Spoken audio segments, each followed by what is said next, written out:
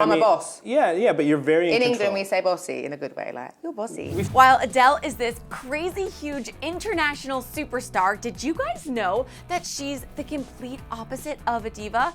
Of course you did. The singer is a certified badass boss, and here are 8 times she owned that title right here on Listed. Adele holds many titles in her life: mother, powerhouse, singer, Grammy winner, and boss ass bitch.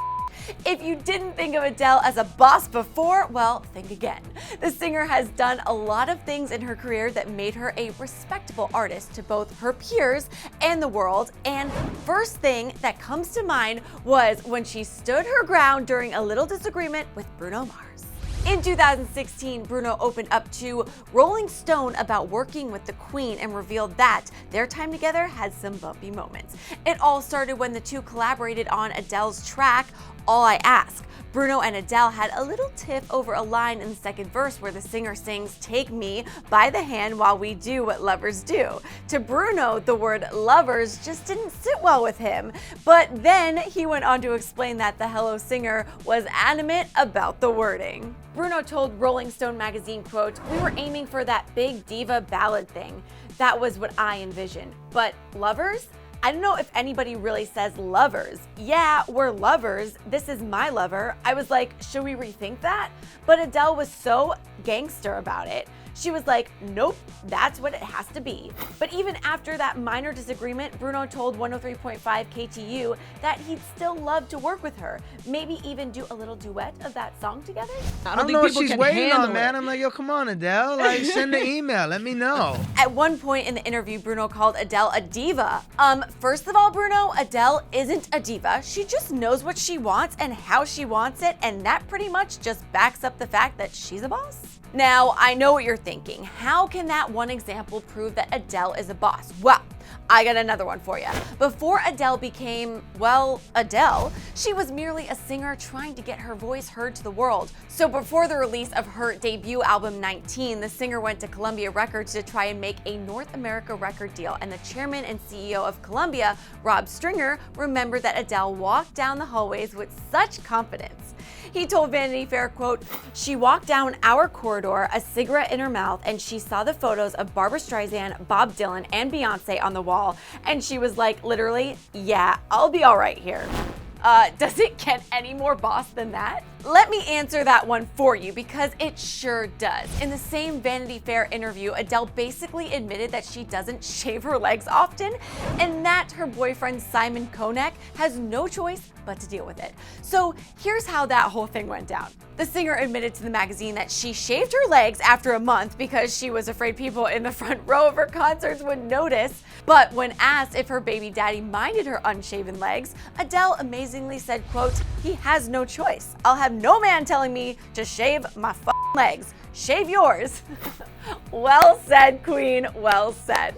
Okay, so I know everything that we've covered so far was of Adele standing up for herself, but you can't be a complete boss without accepting some embarrassing moments.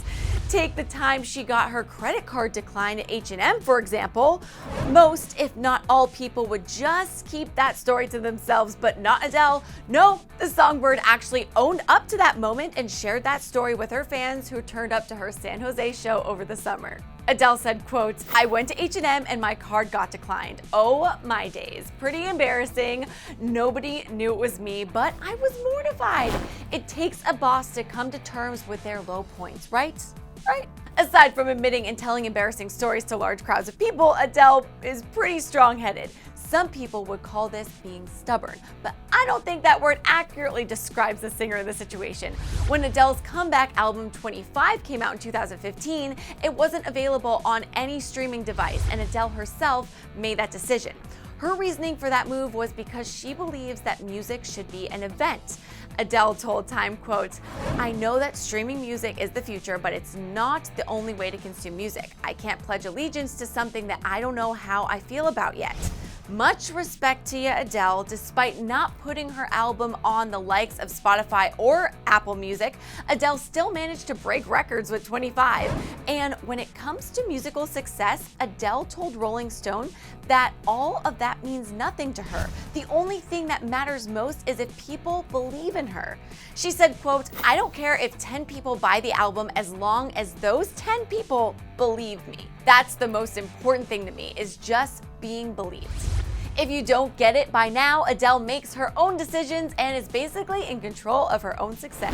She even explained it in an interview with Q on CBC's Shad when he asked her how she manages to be solely in control of her own musical career. It's my music, and I'm the artist. So why someone in a boardroom who's never written a record in their life should be making decisions for me?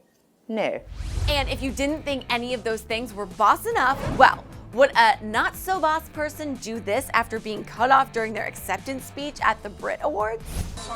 And I can't believe I'm about to cut me off. I'm so sorry. Can I just say then, goodbye, and I'll see you next time round, yeah? Yeah, I don't think so. What are some of your favorite boss moments brought to you by Adele? Let me know in the comment section below, and make sure you hit that subscribe button while you're at it. Then click right over here to check out all of these celebrities who had weird hidden talents. Thanks for hanging out with me here on Listed. I'm your host, Megan LaMontagne, and I'll see you next time.